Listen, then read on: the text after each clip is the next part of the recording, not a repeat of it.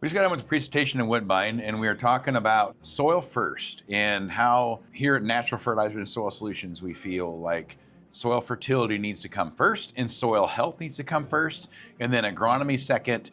And we've got some systems that we're working on. But today I've got Bill Hammett, which is a friend of mine, a customer of mine, and also a neighbor. I've learned a lot from Bill over the years. I've known him for a number of years, all since my almost clear back to my NRCS days a little bit. Bill's now a farmer in my area and does a very good job with looking into sustainable practices. So Bill, you've been, tell me about a little bit about your experience. I mean, gosh, we've been doing business now for 10 plus years. Well, I think ever since you started your company. Yep. You started out doing soil testing for me when you first started. Yep. Giving me my recommendations. And then one day you just showed up in the yard with a little baggie with stuff in it and said, here, smell this. And I thought, doesn't smell like anything, you know, it looks like potting soil. And he said, no, that's compost. I said, really? Composted what? Well, it's composted cattle manure. Well, it didn't smell like cattle manure at all. You were brave that day then. Yeah, you know, and I didn't even know you had started this at all at the time. Yep. And so I said, well, what's up with that? He said, well, would you be willing to try that as a fertilizer product? And I said, well, what's in it? So you pull out this sheet of paper, and it's got a list of every micronutrient you can think of on this list that's in this product. And I thought, well, that's got to be a great product if it's got all that stuff, because you can't get that anywhere else. Yeah. You can't buy it. Yeah, it's the only place you can get it. It's made by Mother Nature. Right. Right. And it's, you know, a lot of times we try to mimic Mother Nature, but there's certain times we just can't find it completely. You know, I had a slide there, and I never told you that, Bill, but those were your soil tests that I was showing you. The phosphate levels were climbing up and the sulfur levels were climbing. But what has been some of the experiences that you've had with maybe how your soil feels, maybe when you're planting it, when you're pulling equipment through it, residue, just all these different things that you come to mind? Well, you know, first of all, I think we stood there and talked about how these micronutrients are all depleted from our soils from 150 years of tillage. And no tilling's not going to bring that back unless you find a way of getting it back on there some way. True. And you can't buy all those products. It costs you a fortune to try to buy all those micronutrients. And then you're only getting just a little dab if you buy them per acre. So this is the only way you can really get that back. So. And I'm all about soil health, because I think that you need more than just no-till. You've got to get the microorganisms stimulated and get everything going in the soil in order to raise a good crop. And I've noticed that how much the night crawlers have come back and all the smaller earthworms. I mean, I really have a problem because they eat up all my soybean residue right after harvest. I don't have hardly anything left. They just go out there and make all the little night crawler middens, like one every square foot all over the whole field. That's right. You can just see them everywhere you look. And that's all because that soil is so much healthier now that we've been using because we've been using the compost, you know. Yeah. And I don't know how many years it's been since you first started selling that compost. So the compost, the first year we did that was about 10 years ago. 10 years. In 2016. And we've been in business now for 20. This is my 20th year being in business. Started out with manure and never really had enough manure. And manure it's great. I'm never going to talk bad about it. It's still one of the best fertilizers out there.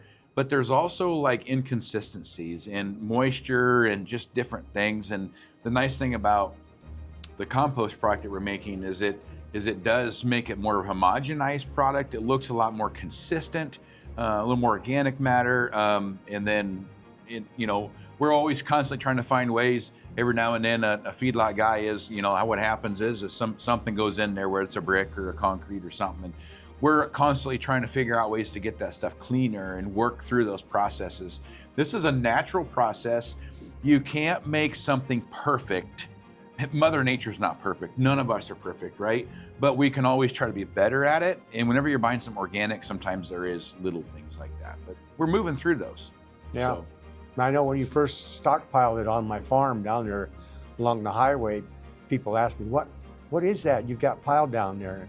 It doesn't look like manure. It's not manure, is it? And I said, no, it's not. It's compost.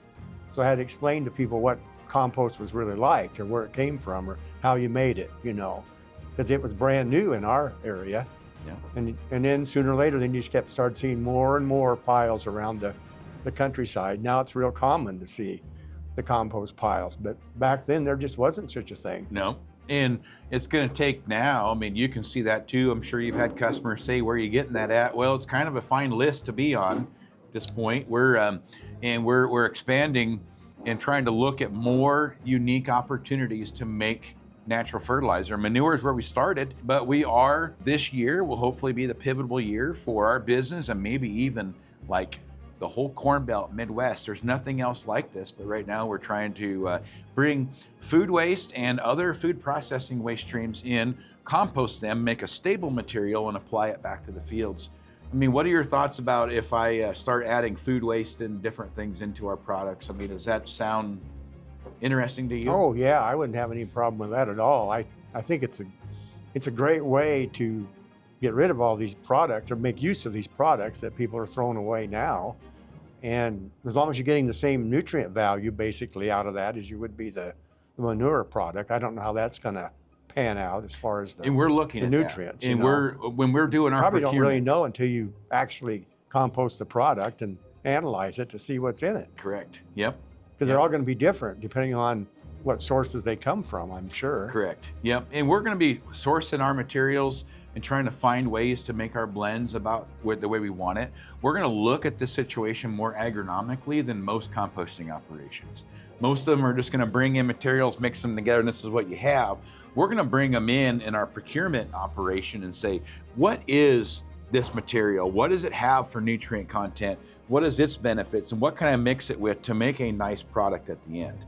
That's our goal for doing this. We've got a lot more investment in mixing facilities, and a lot more investment in technology to source these ingredients that we need. So I recognize the concern, and I've been there too, and not really a concern even, just like a acknowledgement that we need to pay attention to those things as well. Yeah, we just need that information before you put it out there. Yeah. In case you have to supplement with potash or some other thing that's not really in there like it should be, just like you mix the gypsum with the compost that we use now. Yep. To make it a better product. And that helps increase our sulfur content. We all know sulfur is very much needed right now in corn crops. It's been a great experience for the last 10 years doing this. It's been great working with Bill, his history working with the NRCS. I mean, back then, in your earlier days with NRCS, I mean, you were soil conservation, but were they talking much about biology and those things back No, then? not really. It was all about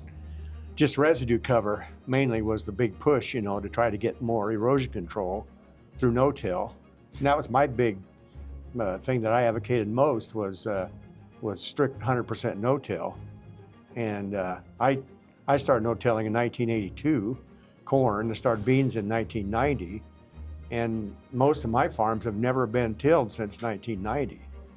And my yields, I think, are, equivalent to about everybody else.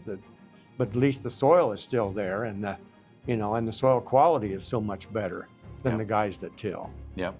And that's what I like, is just having that soil quality. And when you take up a handful of soil, it's like, I always say it's like potting soil, only it's got earthworms in it. Yep. Kind of along that line. So it's about sustainability and stability in yields too, right? There are ups and downs and swings, and it seems like we've got a little bit more stable yields. Not all the time are we going to come in and blow the socks off a yield, but we're looking at the stability, and that's what's going to make it work long term. Well, I've been adding cover crops now because, like I mentioned, the earthworms eat up all the bean residue, and you just don't have much left. And everybody worries about, if you're 100% no-till, all those corn stalks from 250 bushel corn, where are they going to go? They go away just as fast in the second year. By the time you go back to corn again, they're gone too. So by putting some cereal rye out there on the corn stalk ground, that helps. And I've been putting some oats out on the soybean ground. Even though they die, when they freeze, they still make some more residue that's still out there right now.